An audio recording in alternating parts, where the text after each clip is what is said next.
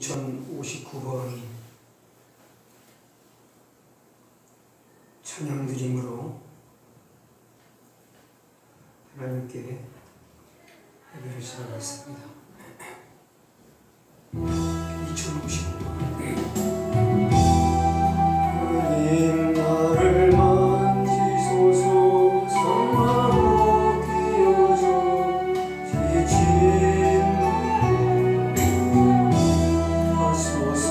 성령의 지들은 내 영 살리소서. 성령 하나님 이 땅 고치소서. 죄악의 어둠 속 헤매는 태워주소서. 성령의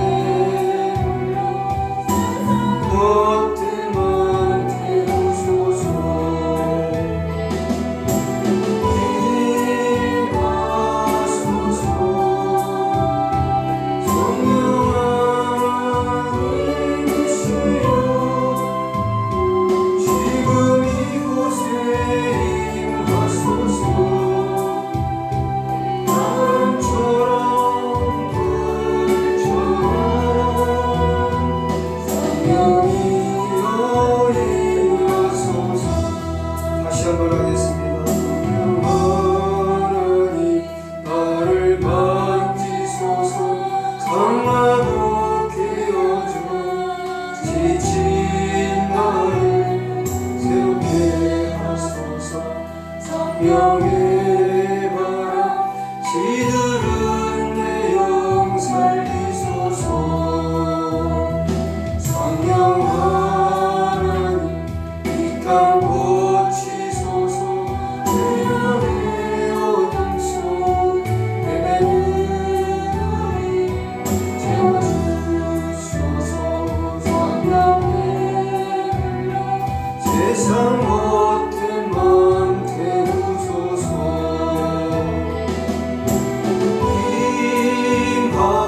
임하소서. 성령 하나님이시여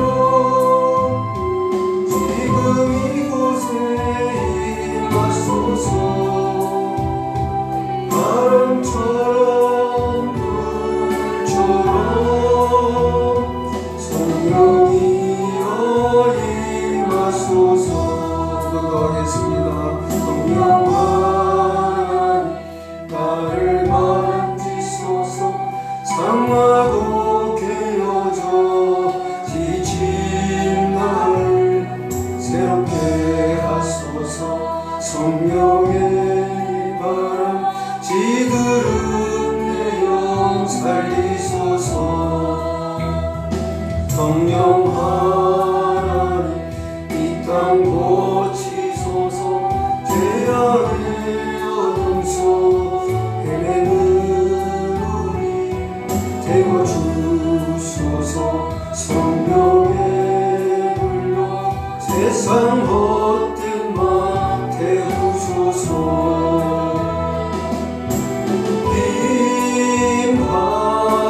임하소서. 성령 하나님이시여 지금 이곳에 임하소서. 바람처럼 불처럼 성령이여 임하소서. 아멘.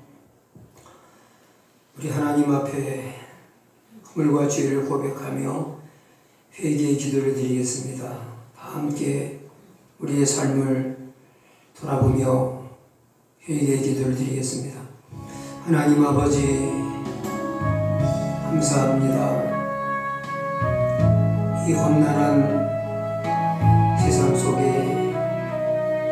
늘 우리를 지켜 보호하시고 주의 은혜 가운데 거하게 해주신 걸 감사합니다. 오늘 거룩한 주님의 날 하나님의 전에 나와 주님을 찬양하며 예배합니다. 예배하는 성도들 마음을 받아주시고 저들의 아버지 아버지 하나님 마음을 주님의 보혈로 씻어 정결케 하옵소서. 회개의 영을 부어 주옵소서. 기도의 영을 부어 주옵소서. 하나님을 사모하게 하옵소서. 주님을 사랑하며 경외하게 하옵소서. 주 하나님을 의지하게 하옵소서. 오직 믿음으로 살게 하옵소서. 저희들의 허물과 죄를 사하여 주시고 주님의 보혈로 정결케 하옵소서. 긍휼히 여겨 주옵소서. 저희들을 받아 주시옵소서. 예수님 귀하신 이름으로 간절히 기도합니다. 아멘. 하나님 감사합니다. 여러 가지로 어려운 상황 속에서도 우리와 함께 해주시는 하나님께 감사와 영광을 드립니다. 우리를 멸망과 저주에서 건져 구원해 주시고 하나님의 자녀로서 구별해 주신 것 감사합니다.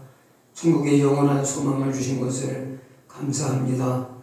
오늘도 예배의 자리에 나와 하나님 앞에 찬양하며 경배할 수 있게 해주심을 감사합니다. 오늘 하나님 앞에 마음 모아 예배하는 우리 성도들 한 사람 한 사람의 마음을 받아 주시옵소서. 저들의 삶의 무거운 짐을 주님 맡아 주시옵소서.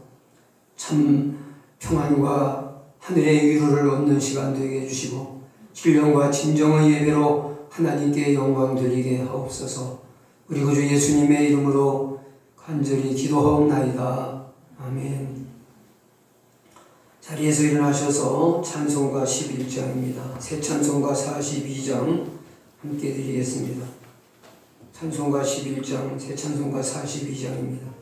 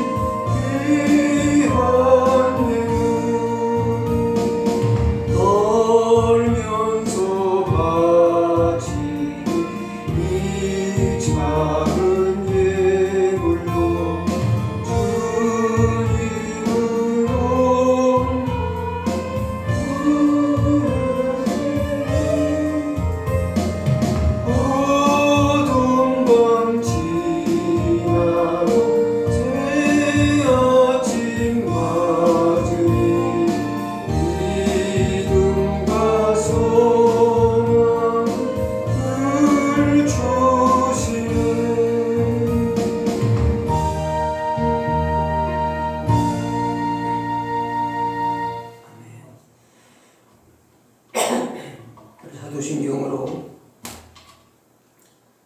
하나님 앞에 신앙 고백을 드리겠습니다. 나는 전능하신 아버지 하나님 천지의 창조주를 믿습니다. 나는 그의 유일하신 아들 우리 주 예수 그리스도를 믿습니다. 그는 성령으로 잉태되어 동정녀 마리아에게서 나시고 본디오 빌라도에게 고난을 받아 십자가에 못 박혀 죽으시고 장사된 지 사흘 만에 죽은 자 가운데서 다시 살아나셨으며 하늘에 오르시어 전능하신 아버지 하나님 우편에 앉아 계시다가 거기로부터 살아있는 자와 죽은 자를 심판하러 오십니다. 나는 성령을 믿으며 거룩한 공교회와 성도의 교제와 죄를 용서받는 것과 몸의 부활과 영생을 믿습니다. 아멘. 모두 자리에 착석하시기 바랍니다. 오늘 우리에게 주시는 하나님 말씀은 마가복음 1장 29절로 31절 말씀이겠습니다.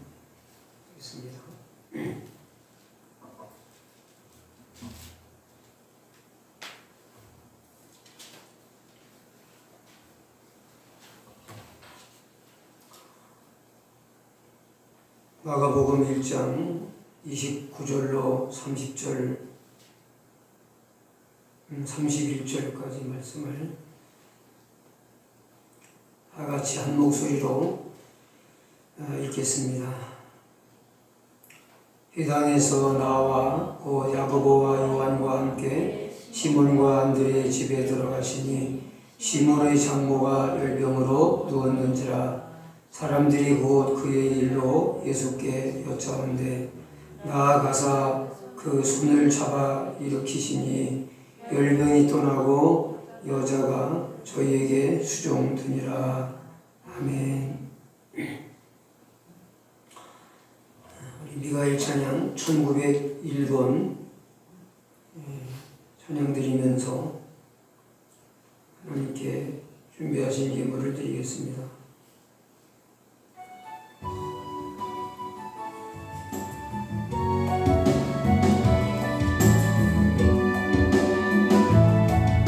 주의 사랑이 되어 주의 사랑이 되어 기뻐 노래합니다. 이 소망의 언덕 기쁨의 땅에서 주의 사랑 누립니다.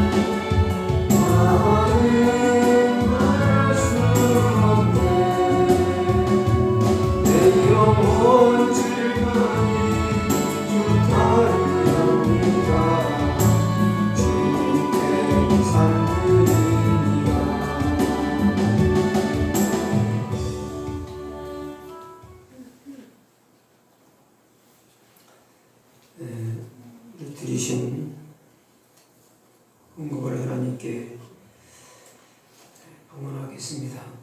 하나님 아버지, 측량할 수 없는 하나님의 크신 사랑과 은혜를 다시 감사드립니다. 오늘도 하나님께 감사의 마음을 담아 귀한 예물들을 주께 올려드립니다. 주님, 이 어려운 가운데서도 마음과 정성을 담아 예물 드리는 성도들 손길 또 귀한 마음들을 하나님께서 기억해 주시기 원합니다. 받아주시기를 원합니다. 제 경우 성도님, 하나님께 감사의 힘을 드립니다. 하나님 그를 긍휼히 여겨주시기를 원합니다. 그의 몸을 회복시켜 주시고 그의 영혼이 하나님을 만나게 하옵소서. 주님을 영접하게 하옵소서. 구원받게 하옵소서. 치유의 하나님이 그를 오늘 만져 주시옵소서. 김태철 집사님, 최화 집사님 감사함을 드립니다. 쌤들이 드리는 귀한 감사의 예물을 받아주시고 축복하시기 원합니다. 특별히 김태철 집사님 하나님의 능력으로 강건하게 하옵시기를 원하오며 그에게 새 힘을 부어주시고 주의 은혜로 새롭게 하시고 육육간의 치유와 회복의 은혜를 허락하여 주셔서 건강한 몸으로 하나님께 영광 돌리게 하시고 주인 사명 감당할 수 있게 해 주옵소서. 가장으로서 또 직분자로서 하나님 주신 귀한 사명을 잘 감당할 수 있도록 강건함으로 축복해 주옵소서. 온 가족을 주의 은혜 가운데 지켜보게 주옵소서. 지성이 지혜 지영이 귀한 자녀들이 하나님께 감사함을 드렸습니다. 귀한 자녀들이 하나님의 축복과 은혜 가운데서 강건하게 주님 기뻐하시는 모습으로 하나님의 형상대로 아름답게 성장해 갈 수 있도록 축복해 주옵소서. 홍난숙 권사님 하나님께 감사함을 드렸습니다. 축복해 주시기 원합니다. 권사님의 삶을 늘 지켜 보호해 주시고 늘 강건하게 하시고 새롭게 하시고 하나님이 공급하시는 위로와 능력과 세임을 허락하여 주시옵소서. 온 가족들 주의 은혜 가운데 보호해 주시고 지켜 주시옵소서. 최다은 교사 하나님께 감사의 물과 선교 헌금 드렸습니다. 하나님께서 귀한 자녀를 축복해 주셔서 늘 주의 은혜 가운데 풍성한 은혜를 누리게 하시고 하나님께서 앞길을 선하게 인도해 주시고 형통하게 하시기 원합니다. 늘 강건함으로 축복해 주시고 눈동자같이 보호해 주시고 인도해 주시기를 간절히 원합니다. 주의 종과 여종이 감사함을 드립니다. 기쁨과 감사함으로 이 한 해 동안도 충성스럽게 주를 섬기도록 능력을 허락하여 주옵소서. 허정현 목사, 이정원 교사, 허지은 하나님 아버지 귀한 가족들 하나님께 감사함을 드립니다. 성령 충만함으로 하나님 앞에 영광 돌리게 하시고 성령 충만한 주의 일꾼들이 되게 하시고 사명자가 되게 하옵소서. 김동원 집사, 이지연 집사, 수인이 시온이 감사함을 드렸습니다. 하나님께서 온 가족 주의 은혜 가운데 늘 보호하시고 지켜주시기 원하오며 하나님 기뻐하시는 믿음의 가정이 되게 하여 주시고 하나님께 영광 돌리며 살게 해 주옵소서. 이종훈, 박종아 하나님께 감사함을 드립니다. 오직 말씀대로 살게 하시고 하나님 기뻐하시는 믿음의 삶을 살도록 늘 동행하여 주옵소서. 지켜 주옵소서.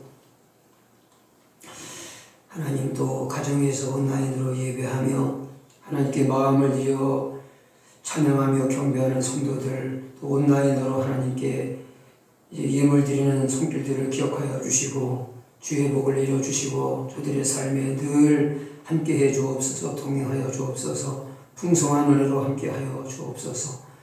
우리 믿음의 가정들을 지켜 보호해 주셔서 아버지 하나님 이제 코로나19에 아버지 하나님 이 질병 가운데서 하나님이 보호해 주시고 영혼과 육신을 강건하게 하옵소서. 시간도 생명의 말씀으로 우리 모두를 축복하여 주시고 은혜와 진리 가운데로 인도해 주시옵소서. 예수님의 이름으로 축복하며 기도합니다. 아멘.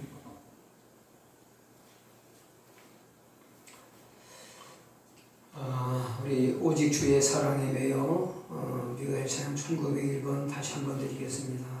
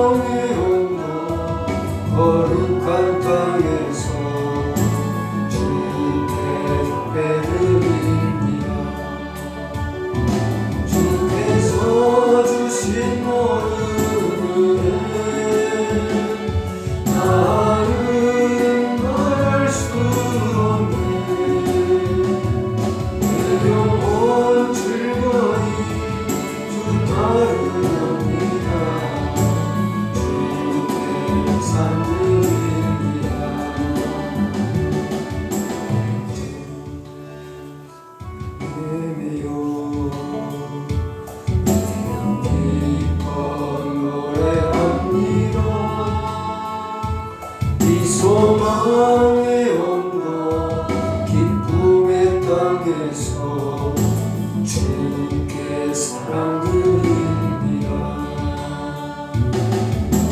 주의 임재 안에 갇혀 내가 기뻐 찬양합니다.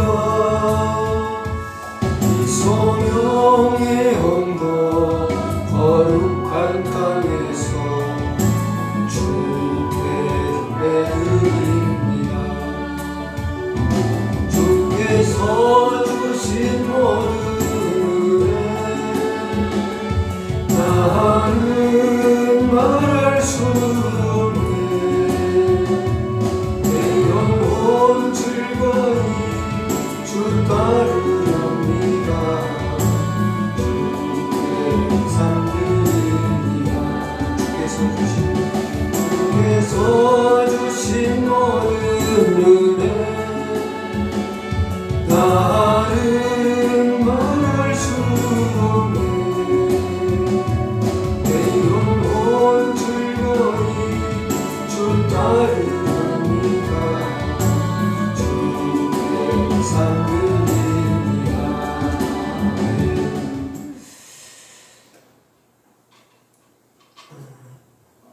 다음 주일 1월 17일 주일 오전 주일 예배 후에는 2021년도 사무위원회를 가지도록 하겠습니다.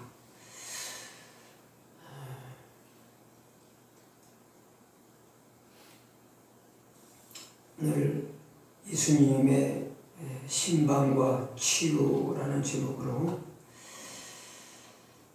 하나님 말씀을 전하도록 하겠습니다.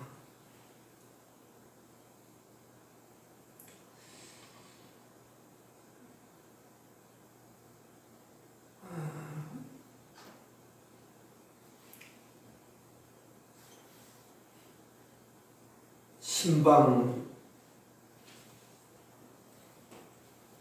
뭔지 앞으로 이제 신앙생활을 새로 시작하는 사람들은 신방이 뭐냐고 물으면 신랑 신부가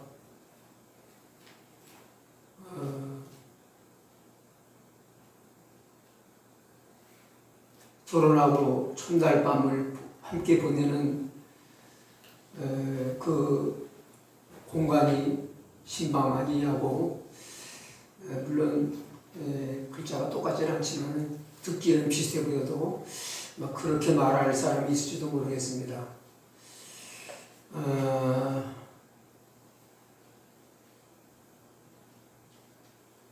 참 극한 어려움 속에서 주위의 사람들까지 다 외면하고 가까이 하기를 꺼려할 만큼 곤경에 처해 있을 때에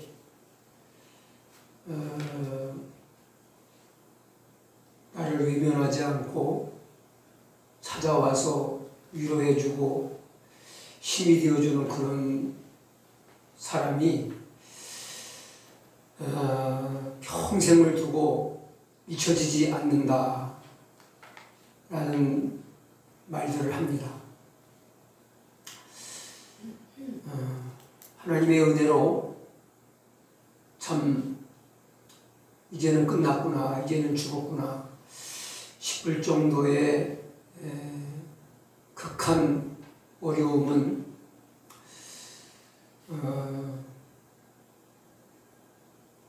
이렇게 우리 사회생활을 하면서는, 물론 군복무를 하면서는 정말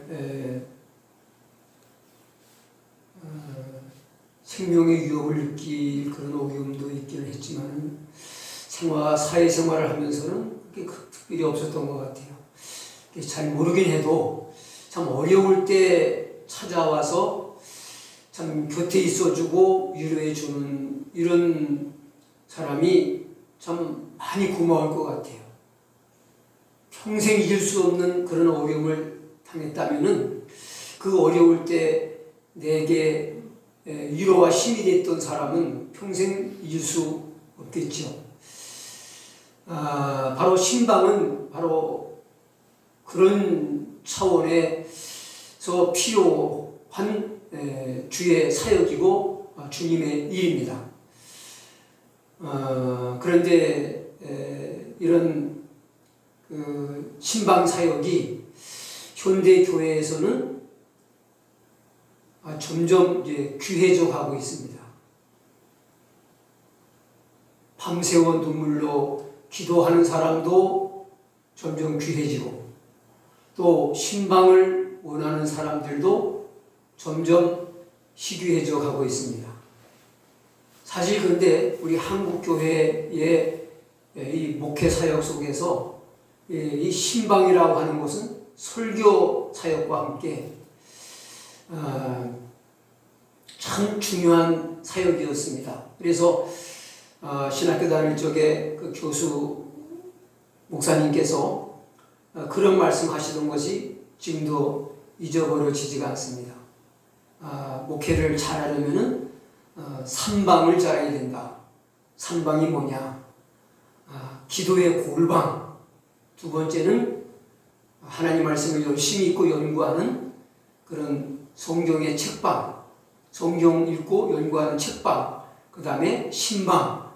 이 세 가지를 열심히 잘하면은 목회를 잘할 수 있느니라 하는 그런 말씀을 하셨던 것이 참 큰 교훈으로 지금까지 기억이 되고 있습니다. 그래서 목회 사역 가운데서 이 말씀 전하는 일과 이 신방은 빼놓을 수가 없는 일이었어요. 그런데 언제부턴가 목사님들이 그 스케줄이 많은 목사님들은 목사님이 바쁘다는 그런 이유로 잘 가지도 못하지만은 또 성도들도 거기에 맞물려서 신방을 원하지도 않습니다. 그러다 보니까 신방이 점점 이제 없어져 가고 있지 않는가 그런 생각을 해요. 신방에 대한 것을 한번 기도하는 마음으로 깊이 생각하면서 묵상을 했는데, 지나온 날들을 돌아보니까 참 제가 이렇게 특별히 기도원을 간다든지 이런 특별한 장소에 가서 막 금식을 하면서 또 막 진짜 진액을 짜가면서 막 땀이 몸에서 날 정도로다가 진짜 땀과 눈물과 콧물과 막 범벅이 돼가지고 막 기도하면서 은혜 받고 오는 그런 특별한 기간을 제외하고 교회 일상 목회 사역 속에서 제일 언제 마음이 뜨거웠는가 하는 것이 생각이 났어요. 그게 언젠가 하면은 그 1년에 한두 번씩 대신방이라는 걸 하면서 아침 먹고 나가서 저녁 때까지, 아침 식사하고 저녁 때까지 4가정, 5가정 이렇게 성도들 가정을 신방할 때 굉장히 마음이 뜨겁고 충만해졌던 그런 기억이 났습니다. 그러면서 무슨 생각이 들었는가 하면은 그 신방을 열심히 다닐 때 그 대신방 기간은 그냥 문제가 없는 가정도 다 돌면서, 특히 이제 새해를 맞이하면 신년 대신방 이렇게 하기도 하고, 또 이제 한 해를 마무리하면서 또 가을쯤 돼가지고 또 신방을 한번 하고, 그래서 1년에 한 적게는 한 번, 또 많게는 2번 정도 온 믿음의 가정들을 다 방문하는 그런 대신방 기간에는 밥 먹고 하는 게 하루 종일 신방을 했는데, 집에 돌아오면은 몸 피곤해서 금방 골아 떨어질 정도로 피곤하지만은 굉장히 마음은 막 뜨거운 거예요. 충만한 거예요. 막 부흥에 가서 은혜 받고 온 것 같은 그런 기분인 거예요. 그런 마음으로 충만했던 기억이 나요. 그러면서 그러니까 이 신방 사역이 예수님이 하셨던 중요한 일이고 목회자가 마땅히 해야 될 일을 하니까 하나님이 그 신방을 하면서 신방을 하면서 이제 하루 종일 설교를 많이 해야 되는 그런 경우는 한 5과정, 6과정 하면은 설교만 하는 것이 아니라 또 그 가족들 한 사람 한 사람을 위해서 또 그 가정의 얘기도 듣고 기도 제목을 놓고 기도해주고 그러고 보니까 정말 전심전력으로 기도해주니까 집에 돌아올 때쯤에 입에서 단내가 날 정도로다가 부흥 집회 인도하는 거 이상으로 엄청 힘들죠. 몸은 힘들지만은 그렇게 마음을 뜨겁게 충만하게 하셨던 것은 하나님이 기뻐하시는 일에 하루를 온전히 바쳤으니 하나님이 어찌 은혜를 주시지 아니하시겠는가 그런 생각이 들었습니다. 그리고 또 내가 평신도로서 신방을 받았던 일도 많이 있잖아요. 근데 전도사님이 목사님이 우리 집에를 오시면은요 정말 그 마음이 얼마나 뿌듯하고 푸근하고 그냥 오시는 것 자체만으로도 힘이 되고 은혜가 됐든지 모르겠어요. 그래서 가정에서 전사님이나 목사님이 방문하시는 그때 특별히 저는 사회인으로서 군에서는 신방 같은 것도 있을 없는 일이지만은 사회생활하면서 신앙생활하는 속에서 그 가정생활 속에서 제일 마음이 푸근하고 뿌듯하고 힘이 됐던 시간이 목회자의 신방을 받는 그 신방 예배를 드리는 그 날이요.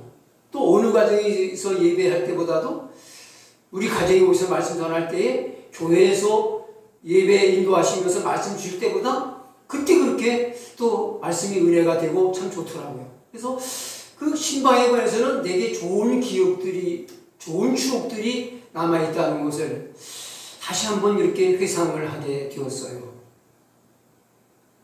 자, 오늘 본문 말씀은 예수님께서 시몬 베드로의 집을 이제 안식일에 회당에서 말씀을 가르치면서 즉 예배를 드리신 거죠.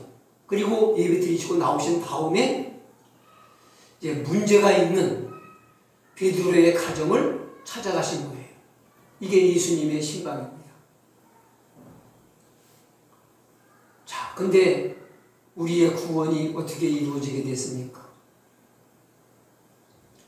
하나님께서 사람의 몸을 입으시고 낮고 천한 죄 많은 우리들을 찾아오심으로 구원의 역사가 시작이 됐습니다. 즉 하나님의 신방입니다. 에덴 동산에서도 범죄한 아담과 하와를 하나님이 그냥 외면하고 그냥 버려두지 않았어요. 아담과 하와는 하나님 말씀을 불순종한 이후에 어떤 행동을 취했습니까?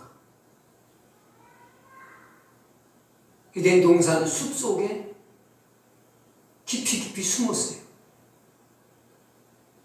하나님을 멀리하려고 했습니다. 하나님을 피하여 숨어버렸습니다. 그런데 하나님은 찾아오셨습니다. 그리고 아담아 아담아 하고 부르셨습니다. 이게 뭐예요? 하나님의 신방이죠.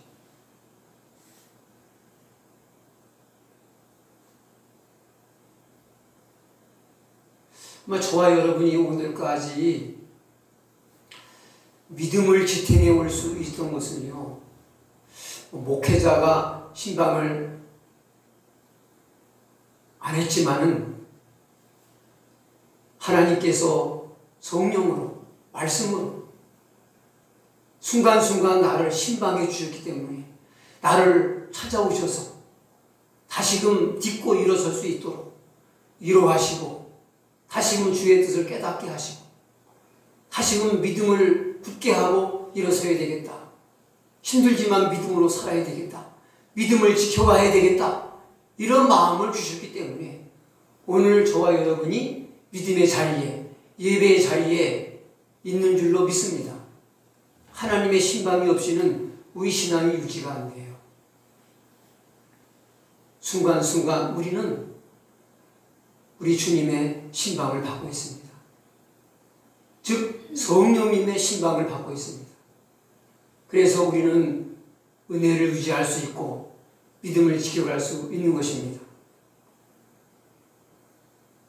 자, 우리 오늘 본 말씀 29절 30절을 한번 보시겠습니다. 다같이 읽겠습니다. 회당에서 나와 곧 야고보와 요한과 함께 시몬과 안드레의 집에 들어가시니 시몬의 장모가 열병으로 누웠는지라. 사람들이 곧 그의 일로 예수께 여짜온대. 자, 예수님은 여기 베드로가 예수님을 자기 집으로 초대했다는 말이 없습니다. 예수님, 저희 집에 좀 가셔야 되겠습니다. 저희 집에 문제가 있습니다. 어려움이 있습니다. 하고 말씀드려 주님을 청한 일이 없어요. 예수님은 베드로의 가정에 어려움이 있는 것을 아시고 예수님은 그냥 일방적으로 찾아가셨습니다. 거기 찾아가시는데 혼자 가지 아니하시고 누구와 같이 가셨습니까? 야고보와 요한, 다른 제자를 데리고 가셨습니다.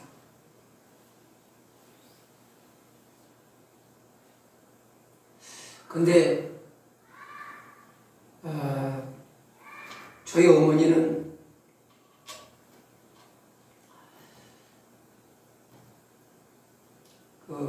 두 가지를 참 열심히 잘하셨던 것 같아요. 그 외에도 하나님 은혜를 받고 참 그 은혜 감사해서 여러 가지로 참 성심성의껏 교회에 봉사를 하셨던 것이 기억이 나는데, 그 중에 하나는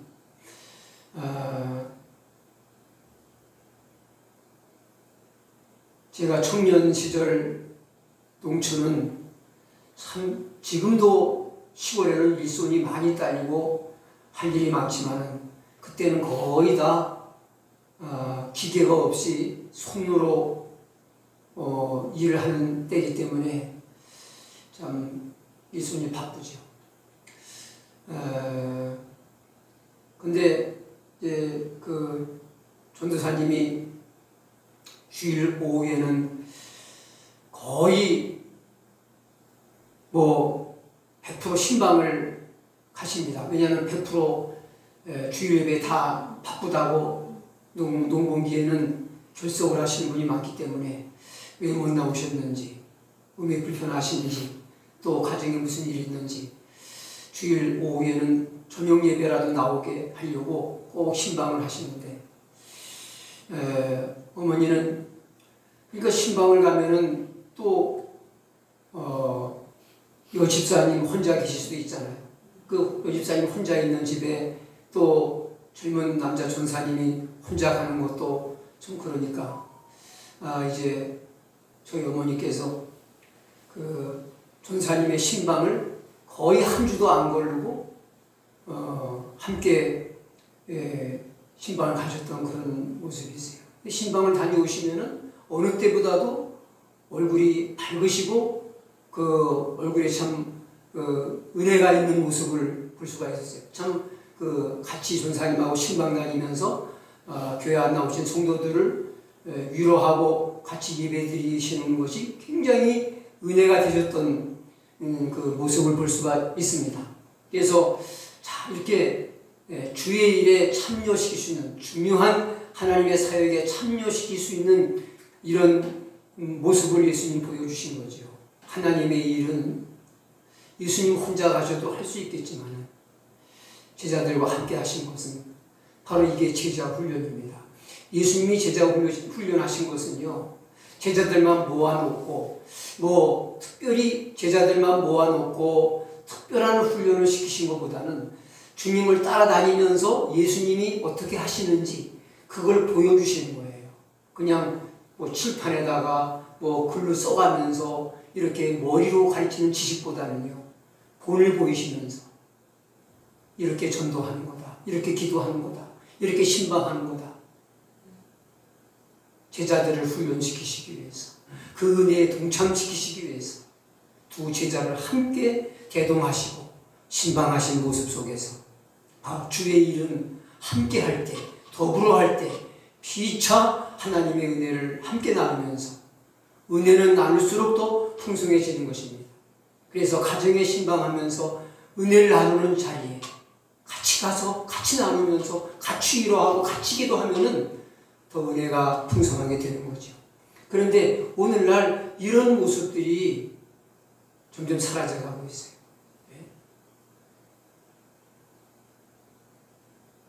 보면은 그 교회는 신방을 나서면은요, 신방 대원이 적어도 한두 사람은 꼭 같이 가요.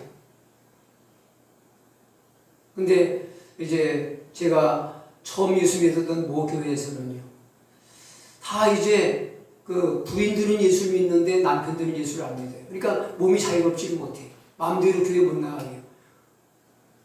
우리 어머니는 제가 어릴 때 아버지 돌아가셔가지고 집안 자기에서 누가 이래라 저래라 그럴 사람이 없어요. 그래서 자유로움도 있거니와 또 아무리 자유로움이 있어도 일 욕심, 돈 욕심이 앞서면은 다 다른 일 지켜놓고 다 그 시골 일들이 얼마나 많습니까? 그런데 신방 강했어요. 근데 그게 이제 하나님께 받은 바 은혜가 크니까 이제 봉사하고 섬기는 것이 기쁘고 즐겁고 참 은혜가 되니까 그 일에 참여하셨던 것이 이제 이 신방이라는 주제로 말씀을 증거하려고 생각하니까 그게 기억이 나더라고요. 자, 예수님은 적극적이고 실천적인 사랑을 찾아가 신방하시는 걸 통해서 친히 보여주셨어요. 실천하셨어요. 예수님의 사랑은 이론이 아닙니다. 말뿐인 사랑이 아닙니다. 사람들을 보면요, 요즘 저도 사랑의 표시를 좀 남발을 하는데, 보면은 이제 뭐 카톡으로 이제 우리 두 딸들이 이제 어린 자녀들 사진을 찍어가지고 이렇게 보내주면은 뭐 좀 대꾸를 해야 되잖아요. 그러면 이제 하트 모양 하나 이렇게 보내주고 그러잖아요. 근데 이게 그런 표시지만은 뭐예요? 사랑한다 그거 아니에요? 사랑한다. 또 애들도 사랑한다는 말을 하죠. 근데 말뿐인 사랑이 많아요. 나부터도. 근데 예수님은요, 말뿐인 사랑이 아니에요. 행동으로 사랑하셨어요. 삶으로 사랑하셨어요. 그것은 십자가를 지고 자신의 생명을 내어주시고 자기의 모든 걸 내어주시는 그 사랑에 나아가기 전에 이미 공생의 사역을 시작하시면서 내가 널 사랑한다. 그리고 알지? 그게 아니에요. 찾아가셔서 아픔을 어루만져 주시고 위로하시고 힘주는 사랑. 근데 오늘 그 사랑이 우리에게 와서는 이론만 남았어요. 말만 남았어요.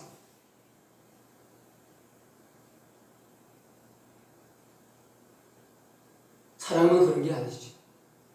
진짜 사랑은 말로도 표현되어야 되죠.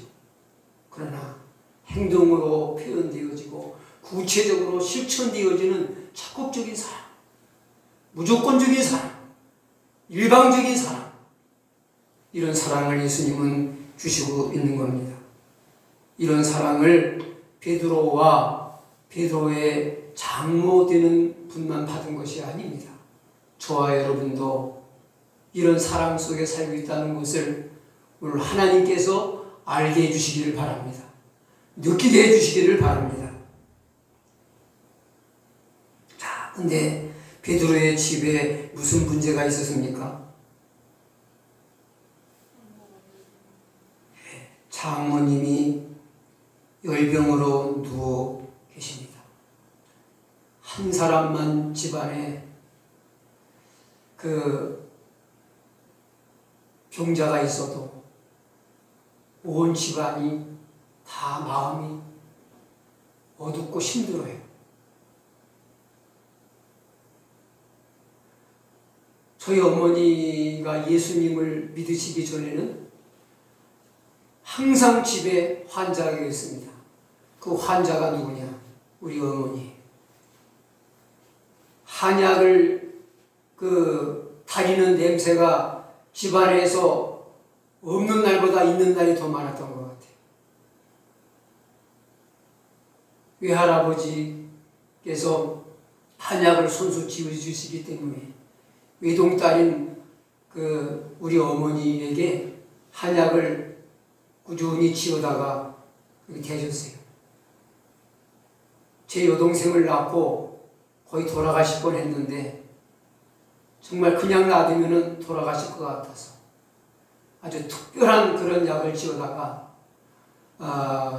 이렇게 따님에게 다려 드시게 해가지고 살리셨다는 그런 얘기를 제가 후에 들었어요.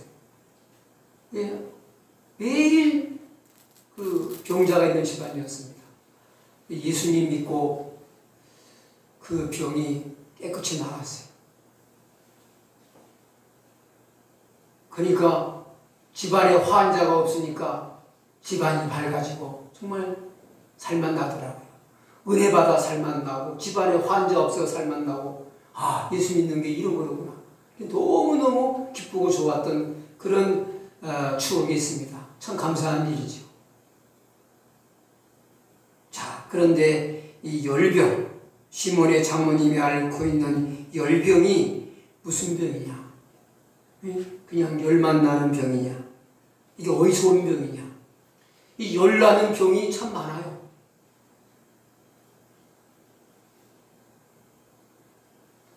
코로나19도 심해지면은 열이 많이 난다고 그러죠.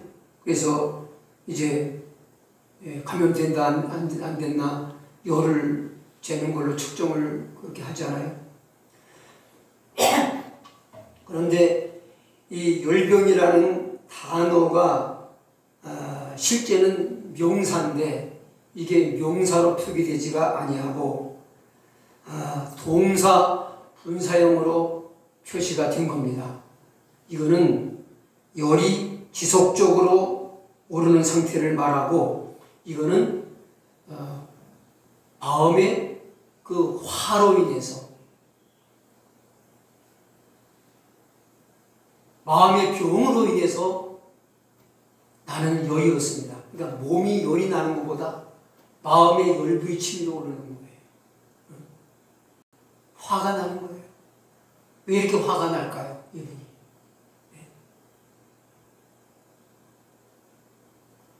왜 장모님이 이렇게 화가 날까요?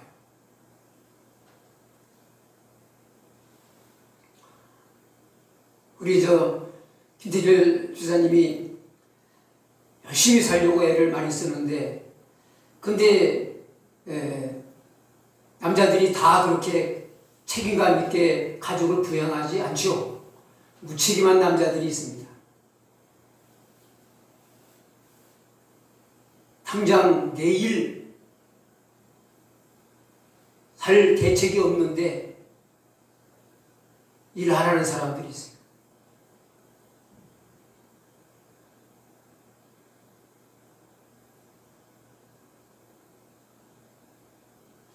그러면 만일 그런데 바꿔서 그렇게 일을 안 하고 돈 벌 생각을 전혀 안 한다고 그러면은요, 물론 열불 날 사람들이 많지만 누가 제일 열불이 나겠어요? 우리 집사님 한번 얘기해봐요. 돈 벌 생각을 일절 안 한다면 누가 열불 나겠어요? 가족이 열불 나지만은 이제 배우자가 열불 나겠고, 그 다음에 친정어머니가 열불 납니다. 내 딸 굶기게 생겼으니까, 내 손주들, 귀여운 손주들 굶기게 생겼으니까 열불 나죠. 근데 지금 베드로가 맨날 고기 잡아서 돈벌이 하던 사람이 고기를 안 잡아요. 예? 아니, 어부가 고기를 잡아야 집안 식구를 먹여 살릴 게 아닙니까? 그렇죠? 근데 고기를 안 잡아요. 뭐만 해요? 예? 나사렛에서 왔다는 남루한 옷을 입은 어떤 청년만 열심히 따라다녀요. 그러니까 화병이 생긴 거예요. 우리 딸, 우리 손자들 다 굶겨 죽이겠다. 화가 치밀어서 사위를 막 때려주고 싶은 거예요. 그래서 화병이 났다는 겁니다. 나도 그래서 열병이 그런 열병인지 몰랐는데 책에 보니까 그렇게 해석을 했더라고요. 일리가 있는 얘기예요. 그렇죠? 우리 현실적으로 한번 그걸 해석해 보자 이거예요. 지금 베드로가 고기 잡아서 돈 벌다가 돈을 아예 안 벌어 하나도. 맨날 예수님만 따라다녀. 그 돈은 누가 벌어요? 응? 뭘 먹고 살아요? 그러니까 장모님이 열불나죠. 부인도 열불나고. 근데 부인은 화가 별로 안 나고 장모님이 더 화가 난 거 보면은 이 베드로 부인은 좀 신앙이 있어가지고 따라다닐만 하다는 그런 신앙이 있었고, 이 장모님은 신앙이 더 없었던 것 같아요. 어쨌든 이해를 못해요.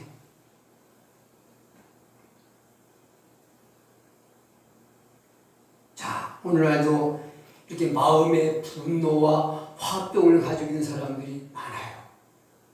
화병.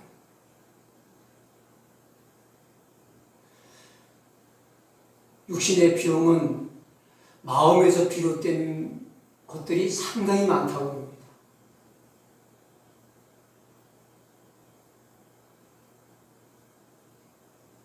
소화를 잘 못 시키는 위장병을 가진 사람 중에서 신경성 위장병이 많습니다. 신경을 많이 쓰고 근심을 많이 하고 화가 많으면요, 당뇨 있는 사람은 당뇨 수치도 엄청 올라갑니다. 혈압 있는 사람 혈압 올라가는 건 말할 게 없습니다.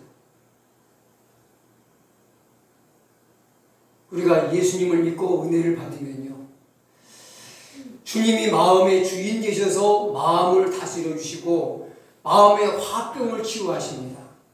우리 육신이 아픈 것을 고치기 전에 마음부터 고쳐야 돼요. 근본 뿌리를 고치시는 거죠. 근원적인 치유를 베푸시는 주님의 은혜를 사모하시길 바랍니다. 병원에서는요, 이 겉으로 드러난 결과물만 치료해요. 그러니까 얼마 있다가 또 도져요. 그러나 주님은 근원을 치료하십니다. 마음과 영혼부터 고치시면 육신이 온전하게 치유되는 거예요.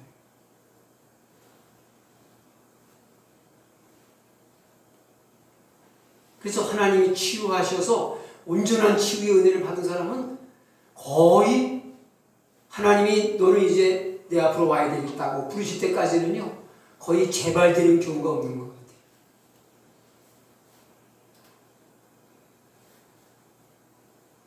물론 곁길로 나가가지고 징계받을 일을 하면은 돌아오게 하려고 또 다시 병들 경우는 있지만 똑바로 주님의 은혜에 감사해서 변함없이 주님을 믿고 따라가는데 같은 병으로 재발돼가지고 또 치료를 받아야 되는 그런 일이 생기지 않게 하나님은, 우리 예수님은 온전한 치유의 은혜를 우리에게 허락해 주십니다.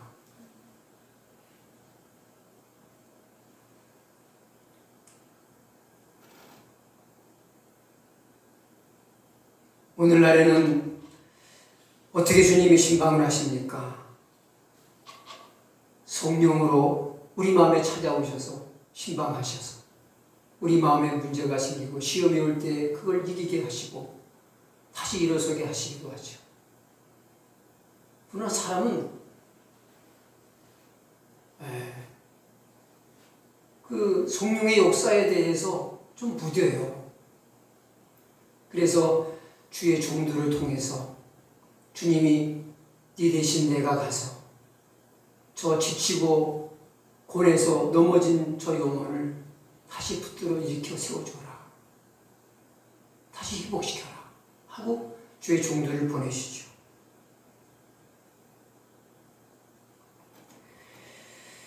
근데 오늘날 많은 사람들이 죽어가고 있으면서도 신방을 원하지 않습니다.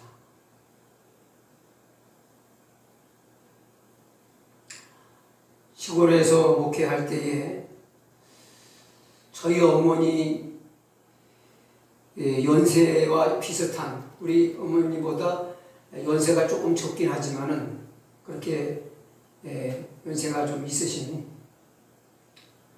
그런 분이 저희 교회를 다니셨어요.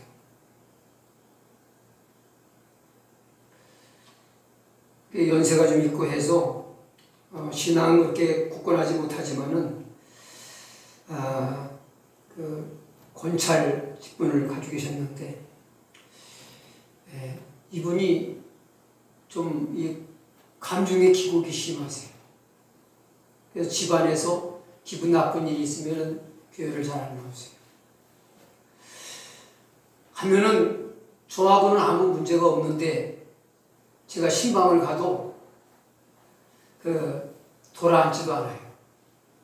아마 이 도시 같으면은 아마 그 집에 들어가지도 못했을 거예요. 그 전에 어떤 가정이 시험 들어서 신방을 갔더니 문을 안 열어주니까 대책이 없더라고요. 한참 기다리다가 또 두드려도 안 열어주고, 사람 소리가 나는 것이 틀림없고 안에 분명히 사람 있는데 열어주진 않아요. 그렇게 대책이 없어가지고 기다리다 못해가지고 발걸음을 돌린 일이 있습니다. 근데 시골은 그렇게 문을 안 잠그잖아요. 그러니까 그냥 무사통과 불이 배수로다가 가요. 그럼 이제 여름 같은 때는 문도 열어놓고 그러니까 집안에 계시는 보이죠. 인사를 해도 돌아 앉아서 인사도 안 받아요. 그래도 방에 들어가서 이제 인사도 안 받고 나하고 삐진 것도 아닌데 단축 틀어져가지고 돌아 앉아 있어요.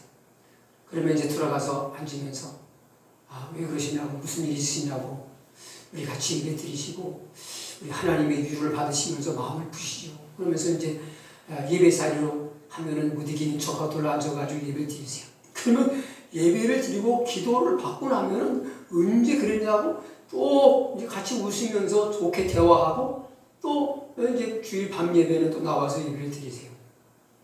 그런 일을 참 많이 반복하셨어요.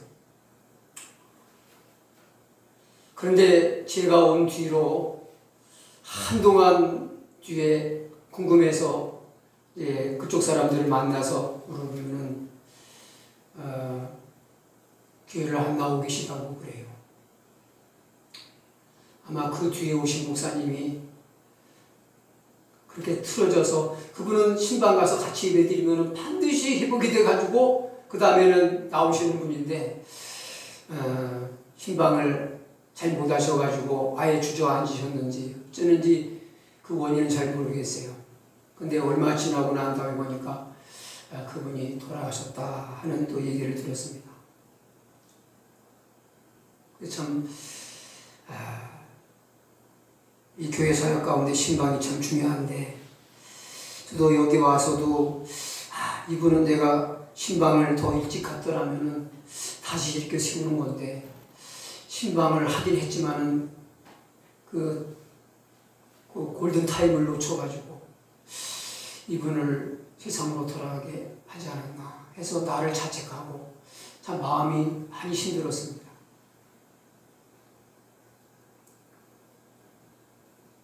성경에 신방하라 이렇게 명령하신 그런 직접적인 언급은 없어요.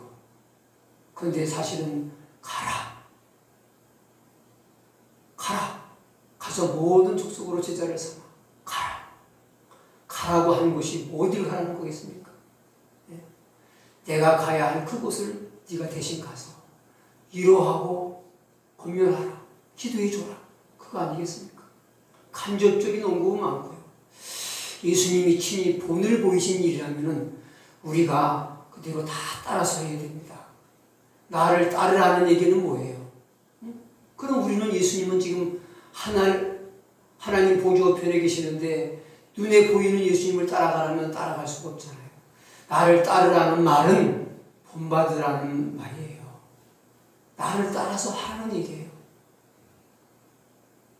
예수님이 사람들에게 필요한 일이기 때문에 신방하셨는데 우리도 신방을 돕는 사람도 돼야 되고 신방을 필요하면은 요청하는 사람도 돼야 돼요.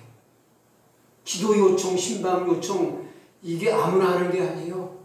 주를 의지하는 사람이 할 수 있는 거고 사모하는 사람이 할 수 있는 것이고 믿음이 있는 사람이 할 수 있는 일입니다. 아멘입니까?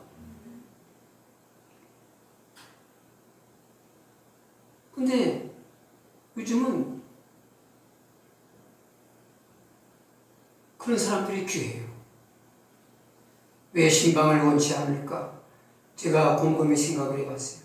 한마디로 말하면 주님께 대한 순수한 사랑이 없기 때문에 그래요. 내가 너무 사랑하고 좋아하는 사람이 내 집에 오는 게 좋아요, 안 좋아요?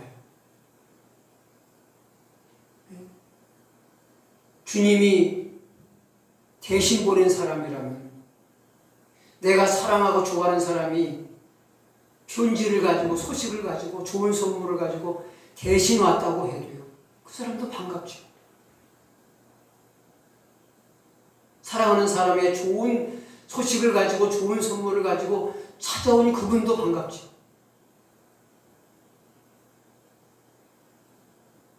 환경적인 요소로는요. 사람이 신방을 원하지 않는 이유는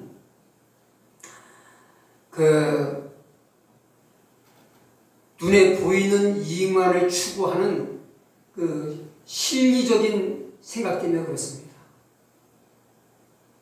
사람들은 눈에 보이는 이익에만 몰두합니다. 신방을 왔다 가서 달라지는 게 뭐가 있어? 실리주의.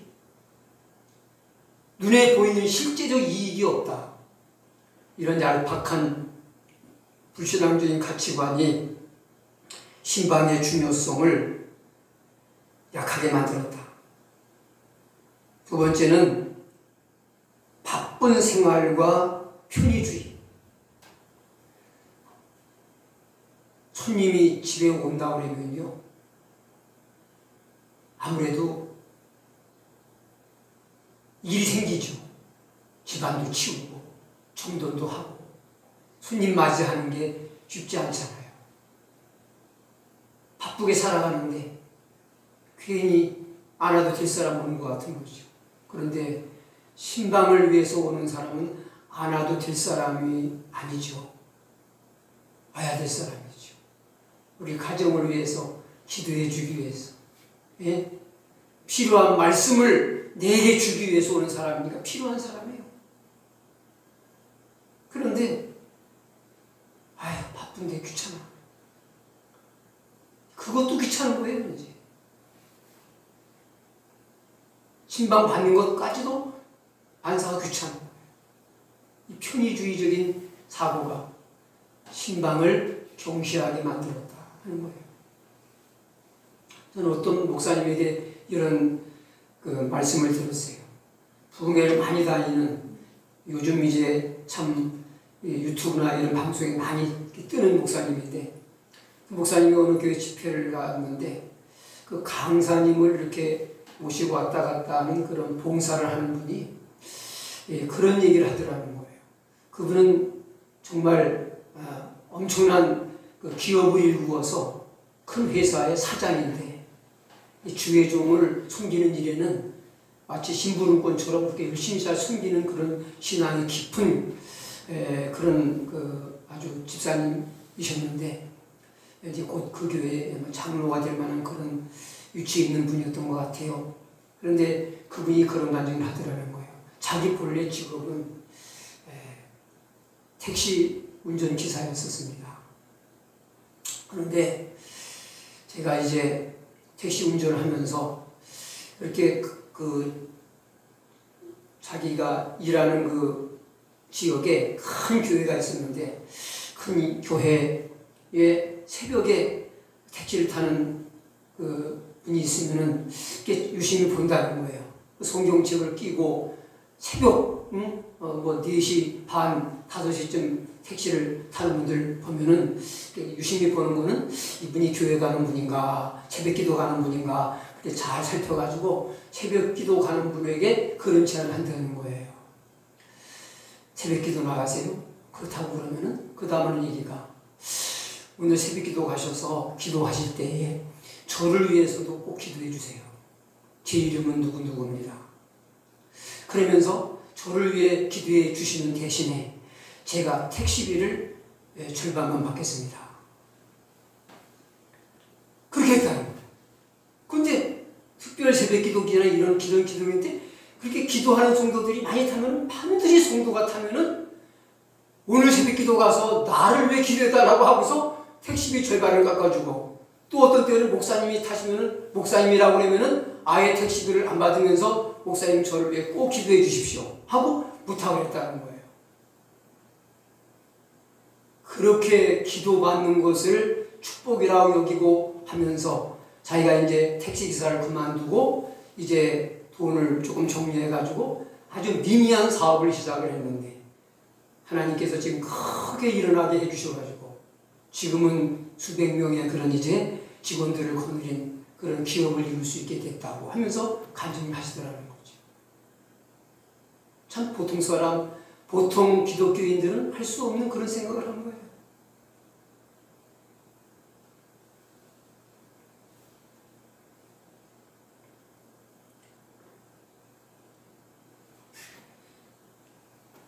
너무 그런 기복적인 신앙으로 기울어지는 건 잘못되지만은요, 우리가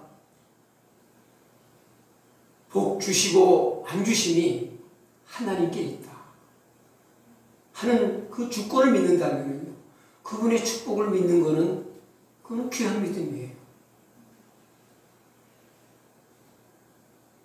그분이 주의 종을 통해서 우리 집을 찾아오시고 나를 위해서 기도해 주신다. 그걸 그대로 믿는 게 그게 뭐 잘못된 거예요. 그건 건강한 믿음이고 그 믿음대로 되는 거예요. 그런 사람들에게 예수님은 내 믿음대로 될지어다 하고 축복하실 겁니다. 그런데 오늘날 이런 귀한 신앙이 많은 사람들에게서 사라지고 있다는 게 안타까워요. 그래서 제가 앞으로는 교회 다니는 사람도 믿은 지 얼마 안 된 사람은 신방이 뭐냐 하면은 뭔 소리인지 잘 모를 사람들이 있다는 얘기가 그렇게 희귀해지고 있기 때문에 그래요.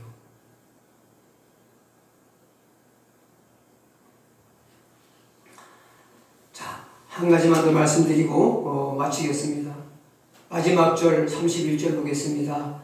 나아가사 그 손을 잡아 일으키시니 열병이 떠나고 여자가 저희에게 수종드니라. 아멘. 자, 예수님이 열병으로 고생하고 있는 베드로의 장모님의 그 열병을 어떻게 치유하십니까? 그에게로 가까이 나가셔서 그의 손을 잡아 일으키셨다고 했습니다.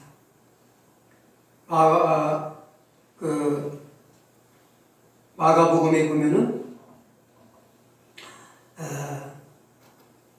예수님께서 그 베드로 장모님의 손을 만져주시면서 이제 그 열병을 떠나게 하셨다고 했습니다.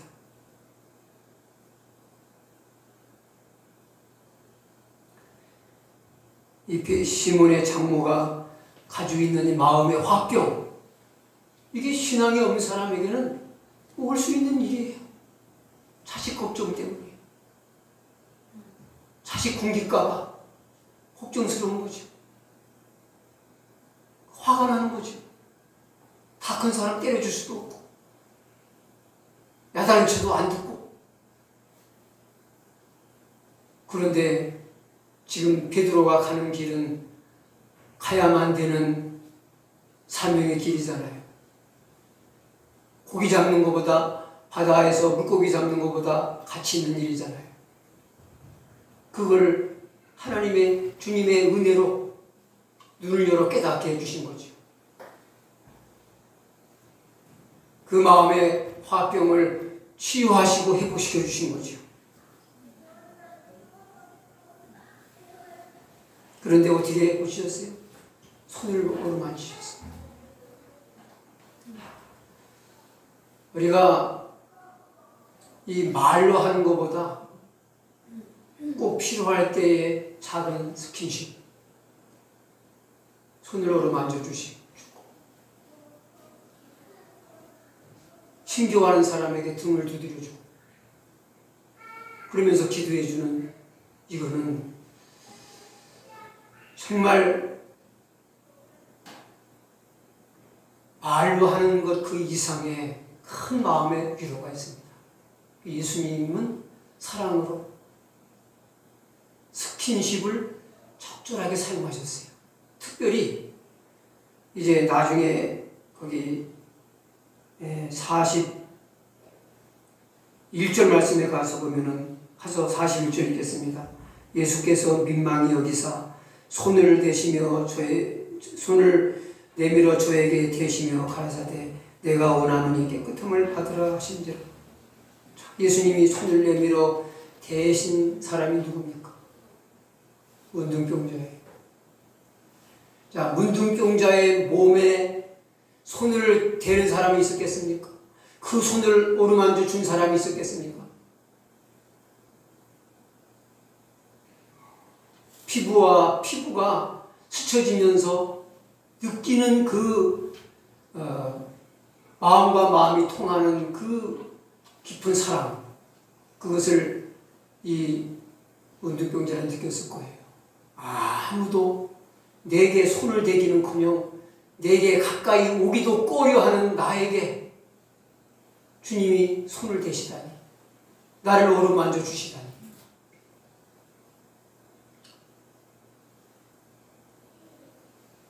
이 문둥병자는 온몸이 문둥병으로 썩고 병든 그걸 치료받기 전에 마음이 회복된 거죠. 예수님의 사랑으로 마음이 녹아진 거죠. 상처로 가득한 육신의 겉모습이 문둥병으로 일그러드는 것 이상으로 마음은 더 지금 상처로 일그러들어 있어요. 예수님의 터치로 그 마음에 온기를 느끼게 되고 사랑을 느끼게 되고, 일그러진 상처들 다 치유되면서 몸도 그 다음에 깨끗하게 낫는 치유의 은혜가 일어난 줄로 믿습니다. 요즘 이제 코로나19 사태이기 때문에 악수도 못하고 전혀 이제 정말 노터치의 시대를 우리가 살고 있지만은, 이런 게 다 풀리고 하게 되면은요, 우리 이런 예수님처럼, 우리 주일 학생들도 주일날 나오면은요, 우리 선생님들이 한 번씩 안아주고, 머리수도 더듬어주고, 이 10마디 말보다 이게 더 큰 사랑을 느껴요. 나는 선생님한테 사랑받고 있다. 예수님에게 사랑받고 있다. 이거를 말로 하는 것도 필요하지만은 스킨십을 통해서 하는 게 필요한 것 같아요. 지금 이제 코로나19 시대에서 그걸 전혀 할 수가 없기 때문에 참 이제 우리가 생각만 할 뿐인데, 이게 영원히 지속되는 건 아니고, 이제 올해 후반기면은, 늦어도 올해 후반기에는 끝날이라고 기대를 하고 믿습니다. 그런 때가 오면은 정말 예수님처럼 이 스킨십을 통한 주님의 사랑을 전달하는 이것이 참 필요하다. 그런데 중요한 건 뭐냐? 이제 몸이 다 낫고 회복된 이 사람이 낫고 나서 뭘 했습니까? 이제 이거를 끝으로 얘기하려고 하는 겁니다. 수종을 두니라. 나아가사 그 손을 잡아 일으키시니 열병이 떠나고 여자가 그들에게 수종드니라. 그들은 예수님과 또 예수님과 함께한 제자들, 가족들을 섬기기 위해서 이제 봉사를 시작했다는 거예요. 은혜 받은 자의 삶의 열매는 섬깁니다. 섬깁니다. 아무리 자기가 하늘 같은 은혜를 받았느니 바다 같은 은혜를 받았느니 떠들어대도 그 사람의 삶을 보면은 진짜 은혜를 받은 사람인지 아닌지를 알 수가 있습니다. 뭘 통해서? 다른 사람을 주님의 사랑으로 섬기는 삶을 사는지 그렇지 않은지를 보면 그 사람이 정말 은혜를 받은 사람인지 아닌지를 알 수 있어요. 주님은 문제가 있는 가정과 개인을 찾아가셔서 신방하시고 치유하여 회복시킴으로 저들을 섬기셨습니다. 그 섬김의 은혜로, 그 사랑의 은혜로 회복된 이 여인은 다른 사람을 섬기는 사람이 됐습니다. 봉사하는 사람이 됐습니다. 자, 저와 여러분이 예수를 믿고 오늘날 믿음의 사람으로 하나님을 예배하는 사람으로 이제 예배 자리에 있는 것은요, 누군가 나를 위해서 희생적으로 섬겼기 때문에 그래요. 나는 섬김을 받고 구원받았고 섬김으로 인하여 오늘 믿음의 사람으로 살게 되었다면 우리도 마땅히 다른 사람을 누군가를 섬기며 사는 것이 저와 여러분의 사명인 줄로 믿습니다. 여러분, 우리 교회가 후원하고 있는 선교사님, 아프리카 같은 나라는요, 우리나라보다 더 열악해요. 모든 게 더 열악하고 방역이 우리나라 같이 그렇게 철저하게 안 돼요. 그런데 저들은 이런 어려운 시국에 그런 미개의 나라에서 주의 일을 한다는 것이 불리해요. 여러 가지.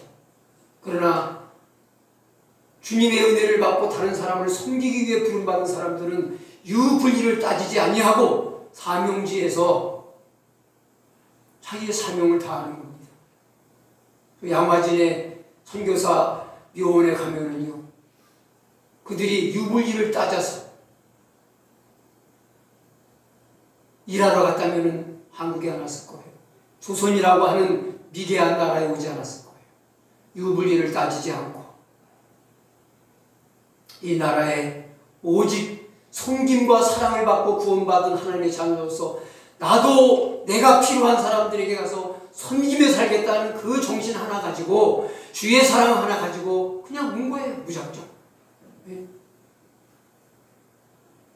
그 중에서 제임스 홀이라는 선교사님은요, 그 가족들 3대가 그 묘원에 안장이 되어 있습니다. 그런데 그분은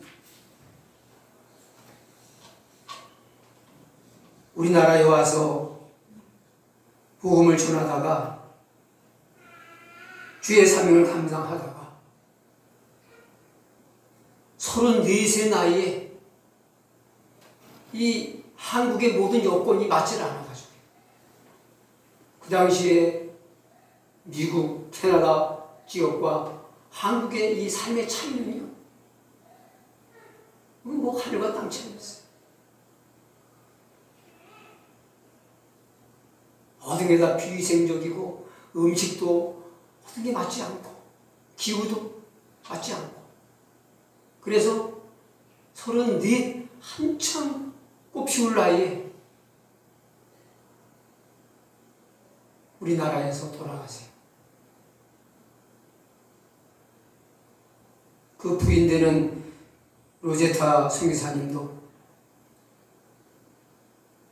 여기서 끝까지 남편이 못다한 그 사역을 끝까지 자녀들과 함께 감당하다가 86세에 나이에 부름 받는데 그 어간에 하나님께서 제임스 홀 선교사님과 로체스 선교사님 사이에 이제 아들 하나 딸 하나 주셨어요. 그런데 딸도 이 한국의 기후와 음식과 모든 풍토에 맞지 않아가지고 병에 걸려서 어린 나이에 목숨을 잃어요. 이 나라에 남편과 사랑하는 딸을 묻고 자기도 이 땅에 묻히고 그의 아들도 이 땅에 묻히고 그런 섬김이 어디서 나오는 겁니까? 주님의 순수한 사랑의 섬김을 받음으로 구원받은 하나님의 자녀이기에 나는 이 사명의 길을 가리라. 나를 필요하는 누군가에게 가서 하나님 보내시는 그곳에 가서 죽기까지 섬김으로 주님의 사랑을 나타내다가 하나님 앞에 가리라. 이런 각오를 가지고 와서 헌신하다 가신 거죠. 바로 그런 분들의 섬김이 있기 때문에 오늘 우리가 존재하는 겁니다.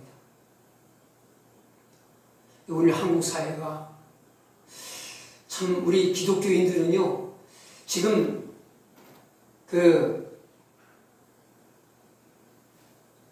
신앙생활을 너무 반듯하게 잘하는 사람과 진짜 개똑같이 하는 사람과 극대극으로 가는 것 같아요. 그래서 신앙생활을 이상하게 하는 사람들로 인해 가지고 지금 우리 한국 사회에서는 기독교에 대한 안티들이 참 많습니다. 그런데 저는 이렇게 기독교적인 세계에 흐르는 뉴스를 방송을 통해서나 이런 매스컴을 통해서 보잖아요. 그러니까 이 세상 뉴스에 알려지지 않은 그런 뉴스를 통해서 이 시대에도 옛날 초대교회적인 신앙을 그대로 가지고 주님의 마음 그대로 품고 이웃 섬기는 분들이 너무 많구나. 그런 걸 느끼면서 정말 눈시울이 뜨거워질 때가 한두 번이 아니에요. 그런데 지금 사회적으로는요, 교회에 안 좋은 모습들만 계속 이렇게 보도가 되고 그래가지고 그런데 여러분 우리 한국이라고 하는 나라는 기독교가 들어와서 정말 복음으로 일궈 세우지 않았다면은 오늘날과 같은 한국은 존재하지 않습니다. 우리 한국에 내려진 하나님의 은혜를 이 나라 이 백성들 대대의 사람들이 너무 몰라요. 감사해야 될 기독교를 너무 지탄하고 너무 뭐랄까요 거부하고 있어요. 버러지모양 싫어하고 있어요. 그러나 어쨌든 우리 교회가 불완전해서 부족한 모습을 보이긴 하지만은 하나님이 교회를 통해서 선교사님들을 통해서 이 땅에 부어주신 사랑과 은혜는 말로 형용할 수가 없어요. 우리는 예수님의 사랑과 섬김을 기억해야 됩니다. 그리고 우리도 작은 것으로나마 섬김의 자리로 감사하며 나가야 됩니다. 우리 함께 기도하겠습니다. 하나님, 주님의 희생적 섬김과 사랑으로 구원받은 저희들입니다. 우리들도 이웃을, 나를 필요로 하는 사람들을 위해서 주님의 사랑으로 섬김의 삶을 살게 해 주옵소서 하고 우리 한 목소리로 기도하겠습니다. 하나님 아버지, 하나님의 큰 사랑과 은혜를 진심으로 감사합니다. 오늘도 부족한 종을 사용해 주셔서 감사합니다.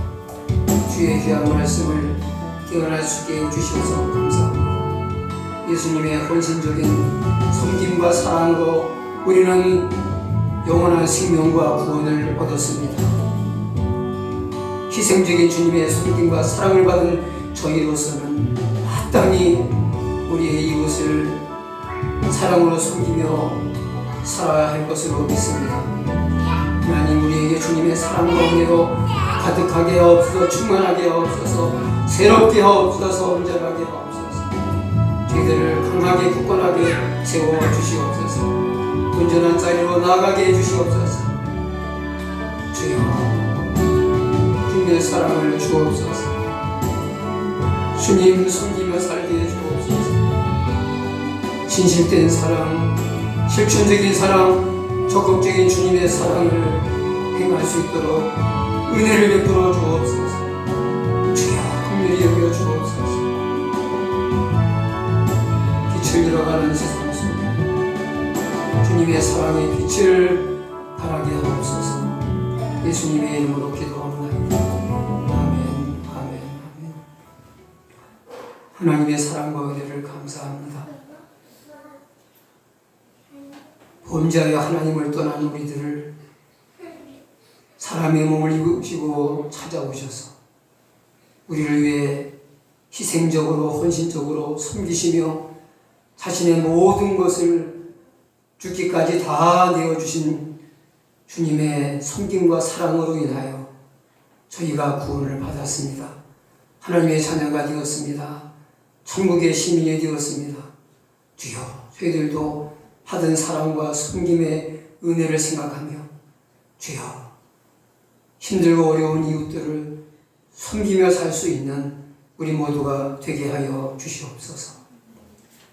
많은 사람의 주님의 섬김과 또 헌신적인 선교사님들의 섬김과 사랑으로 인해서, 헌신으로 인해서 오늘 우리에게 금보다 귀한 믿음이 있고 천국의 소망을 가진 구원받은 하나님의 자녀가 되었사오니 우리도 이웃을 섬기며 살 수 있도록 주님의 사랑으로 충만하게 하시고 하나님 말씀으로 충만하게 하시고 은혜로 충만하게 하옵소서. 한 주간도 주의 은혜 속에 지켜주시고 승리하게 하옵소서. 우리 믿음의 가정들과 성도들 한 사람 한 사람 눈동자같이 보호해 주시고 아버지 하나님, 코로나19 속에 아버지 하나님, 이제 고통하는 아버지 환우들과 의료진들과 방역 종사자들을 붙들어 주시고 아버지 하나님, 저들의 생명을 아버지께서 지켜주시옵소서. 저들의 건강을 지켜주시옵소서. 이 나라의 민족의 백성들 아버지 하나님, 이제 주의 은혜로 인도해 주옵소서.